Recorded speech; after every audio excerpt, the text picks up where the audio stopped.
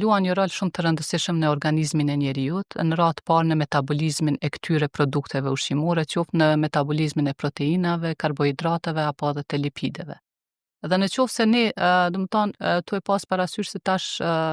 me modernizimin e ushqimit, me fast foodet të shumta, me modernizimin e rinisë tonë që më tepër I kushtojnë kënaqësi ushqimit jashtë se sa brenda në shtëpi, të ushqihen. Atëherë kisha me thonë se ndikojnë shumë në çrregullimet sidomos të metabolizmit të lipideve, po ashtu edhe në çrregullimin e metabolizmit të glukozës. Pijet energjike të cilat preferohen shumë prej trive, ato përmbajnë një sasi shumë të lartë të glukozës. Dhe në këtë mënyrë, kur kemi një nivel të lartë të glukozës në gjak, kjo menjëherë rrit stimulimin e insulinës prej pankreasit, që çon